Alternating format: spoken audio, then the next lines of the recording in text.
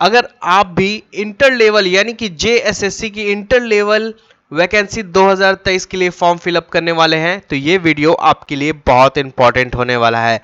Hi friends, welcome to let's learn with Khan. तो दोस्तों, JSSC यानी झारखंड कर्मचारी चयन आयोग की तरफ से कल ही एक ऑफिशियल नोटिफिकेशन आया है जिसमें इंटर लेवल वैकेंसी की दोस्तों 800 प्लस वैकेंसी का दोस्तों ऑफिशियल नोटिफिकेशन जारी किया गया है। तो उसका दोस्तों फॉर्म फिलअप कुछ ही दिनों के बाद शुरू कर दिया जाएगा।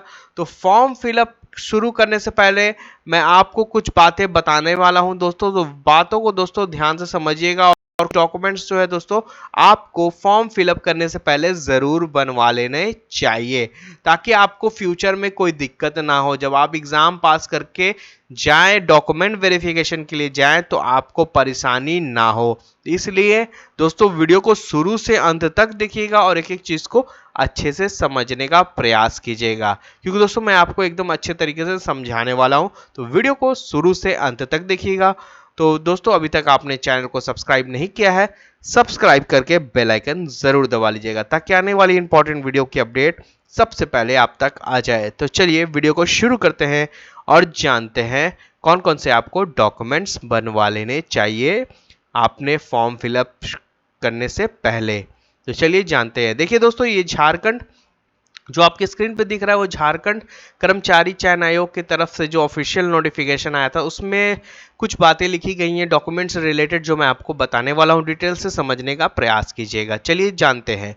तो दोस्तों, यहाँ पर दिया गया था नोटिफिकेशन, विज्ञापन संख्या दोस्तों 15/2023 है, रेगुलर वैकेंसी है दोस्तों, ठीक है।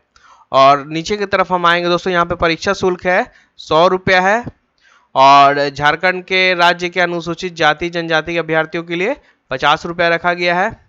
जो झारखंड अभी जो सरकार बनी है तब से 100 रुपया और 50 रुपया ही ले रही है, उससे ज़्यादा फीस नहीं ले रही है, ठीक है। और नीचे हम आएंगे, यहाँ पर दोस्तों आपका वैकेंसी का पूरा विवरण दिया हुआ है दोस्तों। टोटल 11 मतलब टाइप की वैकेंसी है। स्टेनोग्राफर भी इसमें डाल दिया गया है, स्टेनोग्राफर का ये वैकेंसी। तो कुल मिलाकर लगभग दोस्तों आपके 863 वैकेंसी है, ठीक है। 863 वैकेंसी है टोटल 11 पोस्ट के लिए। 863 वैकेंसी है, ठीक है। तो 863 वैकेंसी में से स्टेनोग्राफर का जो पे मैट्रिक्स लेवल है वो लेवल 4 का है और लोअर डिविजनल क्लर्क का दोस्तों आपका लेवल 2 का है, ठीक है। और इसमें वही आपको चाहिए स्टेनोग्राफर में 80 शब्द प्रति मिनट तथा हिंदी टंकन चाहिए दोस्तों 30 शब्द प्रति मिनट की गति से। अनुसूचित जनजाति और जाति के लिए अभ्यर्थियों के लिए हिंदी टाइपिंग में 25 शब्द प्रति मिनट की गति चाहिए, मतलब कि 5 छूट दिया गया है अनुसूचित जाति और जनजाति के लिए। उसी तरीके से आपका हिंदी टंकन परीक्षण में यानी कि टाइपिंग में हिंदी में 25 शब्द प्रति मिनट की गति से 250 यानी कि 250 शब्दों को 10 मिनट में कंप्यूटर पर टंकित करना होगा। इसमें पास करने के लिए 2% से अधिक गलती नहीं होना चाहिए, यानी कि बताया गया है वैसे उम्मीदवार को अयोग्य करार दे दी जाएगा 2% से ज़्यादा वो गलती कर देते हैं। इसमें आपका जो 10+2 का दिया गया है, मतलब कि मिनिमम क्वालिफिकेशन जो है 10+2 रहेगा आपका, ठीक है।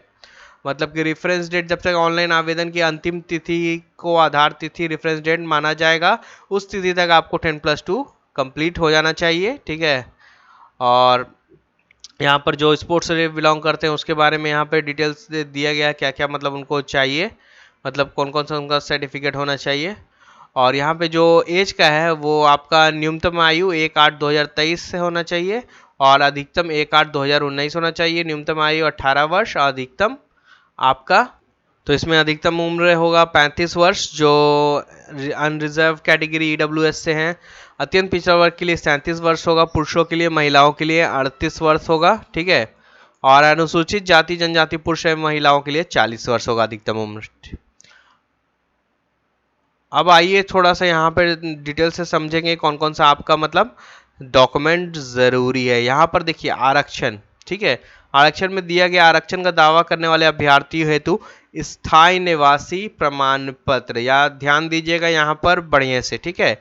स्थायी निवासी प्रमाण पत्र आरक्षण का दावा यहाँ पे दिया हुआ, आरक्षण का दावा करने वाले सभी वर्ग के अभ्यर्थियों को कार्मिक प्रशासनिक सुधार तथा राजभाषा विभाग के पत्रांक 4650 दिनांक 2/6/2016 द्वारा निर्धारित प्रपत्र में अनुमंडल, याद रखिएगा अनुमंडल पद अधिकारी के स्तर से दिनांक 2/6/2016 तथा इसके पश्चात निर्गत स्थानीय निवासी प्रमाण पत्र मान्य होगा, जिसका मानक प्रपत्र परिशिष्ट 8 पर धारित है।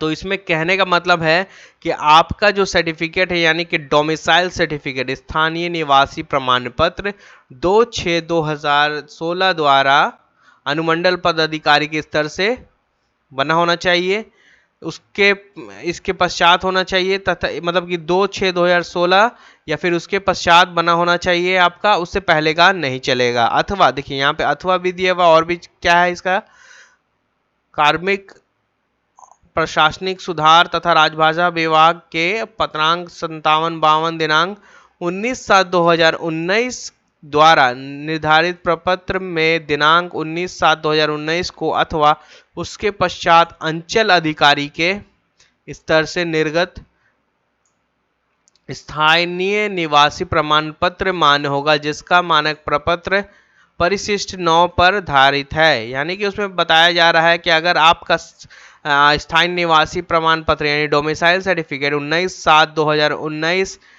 से या अथवा उसके पश्चात अंचल अधिकारी का होना चाहिए। यानी कि अगर आपका 2019 का बना है तो अंचल अधिकारी के स्तर से बना होना चाहिए, अगर 2016 का बना है तो अनुमंडल पदाधिकारी के स्तर से बना होना चाहिए। मतलब कि अगर 2016 में आपने बनवाया है तो अनुमंडल पदाधिकारी के स्तर से, अगर दोस्तों आपने अंचल अधिकारी से बनवाया है तो 2019 के 19/7 या अथवा उसके पश्चात बना होना चाहिए। ठीक है, तो इसी तरीके से देखिए खा में लिखा गया 19/7/2019 के पूर्व यानी कि पहले अंचल अधिकारी के स्तर से निर्गत स्थानीय निवासी प्रमाण पत्र मान्य नहीं होगा। ध्यान दीजिएगा 19/7/2019 के पूर्व अगर आपने अंचल अधिकारी से बनवाया है सर्टिफिकेट 19/7/2019 से पूर्व अंचल अधिकारी स्तर का है तो आपका मान्य नहीं होगा, यहाँ पे आपको रद्द कर दिया जाएगा, आप जनरल कैटेगरी में आ जाएंगे। ठीक है, और उसी तरीके से 2/6/2016 के पूर्व किसी भी स्तर से निर्गत स्थानीय निवास प्रमाण पत्र मान्य नहीं होगा। आप किसी भी स्तर से 2/6/2016 के स्तर 2/6/2016 में से पूर्व के किसी भी स्तर से आपने बनवाया है निवास प्रमाण पत्र तो वो मान्य नहीं होगा, यानी कि आप जनरल कैटेगरी से आ जाएंगे अगर आपका सर्टिफिकेट 2/6/2016 से पहले का है तो आप जनरल कैटेगरी से आ जाएंगे। यानी कि आपका जो होना चाहिए 2/6/2016 से कब का किसके स्तर का बना होना चाहिए, अनुमंडल पदाधिकारी का। अगर 2019 या 19 के बाद का है तो आपको अंचल अधिकारी का होना चाहिए। ये आपका सब है, ये आपका दिया गया है। ठीक है, और इसमें मतलब डोमिसाइल का। और एक बात और ध्यान दीजिएगा, जो फीमेल कैंडिडेट्स हैं उनके लिए बताना चाहता हूं कि देखिए यहाँ फीमेल कैंडिडेट्स के लिए लिखा हुआ है पिता पति के आधार पर निर्गत स्थानीय निवास प्रमाण पत्र मान्य होंगे। पति के आधार पर निर्गत स्थानीय निवासी प्रमाण पत्र एवं अन्य प्रमाण पत्रों में अभ्यर्थियों का नाम भिन्न होने पर प्रमाण पत्रों की जांच के दौरान इस संबंध में शपथ पत्र समर्पित करना होगा, अनिवार्य है। यानी कि अगर आपका नाम थोड़ा सा, जैसे कि कोई फीमेल्स का होता है कुमारी, मगर कुछ शादी के बाद उनका टाइटल चेंज हो जाता है, ठीक है, तो उनको कोई घबराने की बात नहीं है, वो एक शपथ पत्र मतलब कि एफिडेविट करवा लेंगे तो वो आपके डॉक्यूमेंट वेरिफिकेशन के टाइम कोई दिक्कत नहीं करेगा, क्योंकि यहाँ पर आप लिखा हुआ है, ठीक है ना, इस में आपका पॉइंट में लिखा हुआ है। देखिए यहाँ लिखा हुआ है ना, प्रमाण पत्रों की जांच के दौरान इस संबंध में शपथ पत्र समर्पित करना अनिवार्य होगा, यानी कि एफिडेविट आपको बनाना होगा अगर आपका नाम भिन्न होगा, यानी कि आपका शादी से पहले कुछ नाम था, शादी के बाद आपका कुछ टाइटल चेंज हो जाता है तो आपको कोई घबराने की बात नहीं है, आपका बस एफिडेविट बनवा लेना होगा। अब आ जाइए जाति प्रमाण पत्र।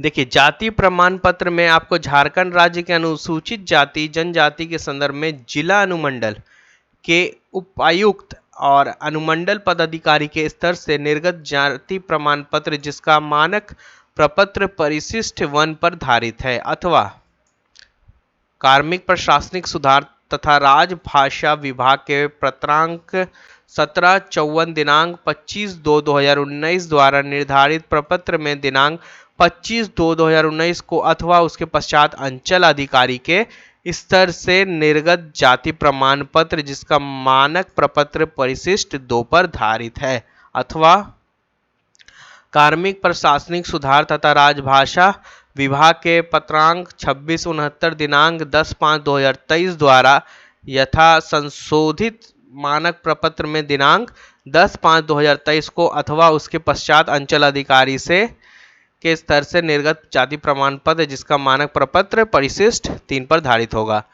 तो ये आपको बताया जा रहा है जो आप अनुसूचित जाति और जनजाति से आते हैं तो जिला अनुमंडल के स्तर से आपको जाति प्रमाण पत्र होगा जिसका मानक प्रपत्र परिशिष्ट 1 पर आधारित होगा, या अथवा बताया गया है कि 25/2/2019 या प्रपत्र में दिनांक 25/2/2019 को अथवा उसके पश्चात अंचल अधिकारी के स्तर से जाति प्रमाण पत्र होना चाहिए, यानी कि 25/2/2019 को अथवा उसके पश्चात आपने बनाया है तो अंचल अधिकारी का होना चाहिए, अगर उससे पहले का है तो जिला अनुमंडल पदाधिकारी के द्वारा बना होना चाहिए। तो ये आपका जाति के बारे में दिया गया था। इसी तरीके से झारखंड राज्य के अत्यंत पिछड़ा वर्ग अनुसूची 1 और पिछड़ा वर्ग अनुसूची 2 के संदर्भ में 29/8/2012 को अथवा इसके पश्चात उपायुक्त अथवा अनुमंडल पदाधिकारी के स्तर से निर्गत गैर क्रीमी लेयर यानी गैर क्रीमी लेयर जाति प्रमाण पत्र जिसका मानक प्रपत्र परिशिष्ट 4 पर धारित है, किंतु जाति प्रमाण पत्र की वैधता समाप्त होने की स्थिति में संबंधित अभ्यर्थियों को कार्मिक प्रशासनिक सुधार तथा राजभाषा विभाग के पत्रांक 1754 दिनांक 25/2/2019 के अधीन प्रपत्र 15 में गैर क्रीमी लेयर स्वघोषणा पत्र समर्पित करना अनिवार्य होगा जिसका मानक प्रपत्र परिशिष्ट 5 पर धारित है। देखिए अत्यंत पिछड़ा वर्ग यानी अनुसूची 1 पिछड़ा वर्ग और पिछड़ा वर्ग 2 यानी कि अनुसूची 1 अनुसूची 2 में अगर आपका 29/8/2012 को अथवा इसके पश्चात उपायुक्त अथवा अनुमंडल पदाधिकारी के स्तर से निर्गत गैर क्रीमी लेयर प्रमाण पत्र जिसका मानक प्रपत्र परिशिष्ट 4 पर धारित है, किंतु जाति प्रमाण पत्र की वैधता अगर समाप्त हो जाने की स्थिति में संबंधित अभ्यर्थियों का कार्मिक प्रशासनिक सुधार तथा राजभाषा विभाग के पत्रांक 1754 दिनांक 25/2/2019 के अधीन प्रपत्र 15 में गैर क्रीमी लेयर स्वघोषणा पत्र समर्पित करना होगा। यहाँ ध्यान दीजिएगा, स्वघोषणा पत्र समर्पित करना होगा। अगर आपका जो बना हुआ है कास्ट सर्टिफिकेट है जो पिछड़ा वर्ग और अनुसूची 1 अनुसूची 2 में आते हैं उनका अगर मतलब कि खत्म हो जाता है डेट जाति प्रमाण पत्र का वैधता समाप्त होने की स्थिति में आपको स्वघोषणा पत्र समर्पित करना अनिवार्य होगा। ठीक है, तो यहाँ तक आप बात समझ गए। इसी तरीके से और भी दिए हुआ है और ऑप्शंस में। अब आ जाइए ईडब्ल्यूएस में, आर्थिक रूप से कमजोर नागरिकों के वर्ग के अध्याधीन आरक्षण का लाभ सक्षम पदाधिकारी, याद रखिएगा, सक्षम पदाधिकारी द्वारा जारी आय संपत्ति प्रमाण पत्र प्रस्तुत कर प्राप्त किया जा सकेगा।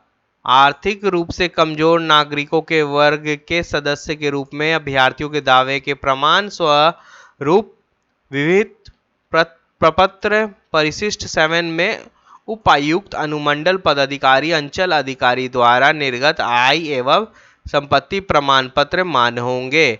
यानी कि जो ईडब्ल्यूएस कैटेगरी से है उनको सक्षम पदाधिकारी द्वारा आय संपत्ति प्रमाण पत्र प्रस्तुत कर प्राप्त किया जा सकेगा। आर्थिक रूप से कमजोर नागरिकों के वर्ग के सदस्य के रूप में अभ्यर्थियों के दावे प्रमाण स्वरूप विविध प्रपत्र परिशिष्ट 7 में उपायुक्त अनुमंडल पदाधिकारी अंचल अधिकारी द्वारा निर्गत आय एवं संपत्ति प्रमाण पत्र ही मान्य होंगे।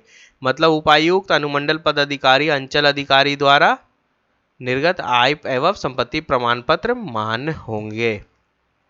इसी तरीके से दिया गया दिनांक 25/2/2019 के पूर्व अंचल अधिकारी के स्तर से निर्गत अथवा परिशिष्ट में अंकित प्रपत्र से भिन्न प्रपत्र में अंचल अधिकारी के स्तर से निर्गत जाति प्रमाण पत्र आय एवं संपत्ति प्रमाण पत्र मान्य नहीं है।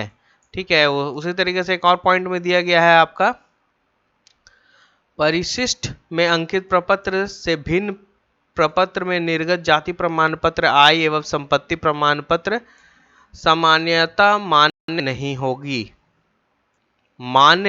होगा। ठीक है, तो दोस्तों मेरा आपको इस वीडियो में ये बताना था, देखिए इस टाइप का आपको सर्टिफिकेट आपको बनवा लेना है ताकि आपको देखिए परीक्षा आप दीजिएगा, फॉर्म फिलअप कीजिएगा, आप मतलब कि मेहनत करके एग्ज़ाम दीजिएगा और बाद में जब डॉक्यूमेंट वेरिफिकेशन के पास जाइएगा तो आपको बहुत सारा परेशानी झेलने को मिलेगा। हो सकता है आपको बाहर भी कर दिया जाता है बहुत स्टूडेंट्स को, सिर्फ इस कारण कि आपके डॉक्यूमेंट्स सही नहीं होते हैं। तो इसलिए मैं तो कहूँगा दोस्तों कि आप फॉर्म फिलअप करने से पहले आप ज़रूर इस सर्टिफिकेट को बनवा लें, क्योंकि इसमें ज़्यादा टाइम नहीं लगेगा। 10 से 15 दिन के अंदर आपका सर्टिफिकेट बन जाता है, यानी कि 10 से 15 दिन में आपका सर्टिफिकेट बन जाएगा, यानी कि 10 से 15 दिन में आपका सर्टिफिकेट तैयार हो जाता है। तो अभी टाइम बहुत है, इसलिए मैं कहूँगा दोस्तों कि आप जल्द से जल्द इसको बनवा लीजिए अपने फॉर्म फिलअप करने से पहले। तो दोस्तों मेरा उद्देश्य था इस वीडियो को दोस्तों आपके लिए लाने का, इसलिए था क्योंकि आप फॉर्म फिलअप में मतलब फॉर्म भरते समय आप कोई गलती ना करें, आराम से दोस्तों आप अपना सर्टिफिकेट बना लें। उसके बाद निश्चिंत तौर पे होकर दोस्तों हम आराम से निश्चित होकर एकदम फॉर्म फिलअप कीजिए, एग्जाम दीजिए और अच्छे से दोस्तों डॉक्यूमेंट वेरिफिकेशन में जाइए और नौकरी पाइए। देखिए दोस्तों एक बात और मैं आपको बता दूं, ये इलेक्शन ईयर है, यानी कि आने वाले दिनों में दोस्तों इलेक्शन है, यानी 2024 में आपका इलेक्शन होने वाला है। ठीक है, लोकसभा का। तो इसलिए दोस्तों बहुत सारे वैकेंसी अभी और आएंगे, अभी तो दोस्तों शुरुआत हुई है। हाँ, बस आपको क्या करना है, आपको इसमें नौकरी ले लेना है, यानी कि सब कुछ आपको अच्छे से कर लेना है, यानी पढ़ाई के साथ साथ अपना डॉक्यूमेंट्स भी सब कुछ एकदम सटीक तरीके से रेडी रखना है ताकि आप एकदम इलेक्शन आने से पहले पहले तक दोस्तों आपको नौकरी मिल जाए। तो दोस्तों 2024 का इलेक्शन है, इससे पहले दोस्तों बहुत सारी वैकेंसी आएगी, तो उस वैकेंसी का दोस्तों आपको फ़ायदा उठाना है, यानी कि फ़ायदा इस बात से उठाना है कि आपको नौकरी ले लेना है, यानी कि आपको अपना मतलब कि 2024 के इलेक्शन से पहले पहले आपको नौकरी अपने हासिल कर लेनी है, ताकि आप देखिए क्या है कि वैकेंसी आजकल क्या होता है कि पंचवर्षीय योजना बन गया है, जब इलेक्शन आता है तभी अब वैकेंसी आता है। तो इसलिए जब इलेक्शन आ रहा है तो वैकेंसी आ रहा है, तो आप लोग भी फ़ायदा उठाइए उसका, आप लोग भी अच्छे से पढ़ाई कीजिए और नौकरी ले लीजिए, क्योंकि इलेक्शन के टाइम सरकार बहुत सारी नौकरी देती है, इसलिए यही मौका है फ़ायदा उठाने का। तो दोस्तों वीडियो अच्छा लगा है तो लाइक ज़रूर कीजिए, इसको ज़्यादा से ज़्यादा अपने दोस्तों में ग्रुप में शेयर कीजिए और चैनल को सब्सक्राइब नहीं किए सब्सक्राइब करके बेल आइकन ज़रूर दबा लीजिएगा ताकि आने वाली इंपॉर्टेंट वीडियो की अपडेट सबसे पहले आप तक आ जाए। तो चलिए दोस्तों जल्दी मिलते हैं नेक्स्ट वीडियो में, तब तक के लिए जय हिंद।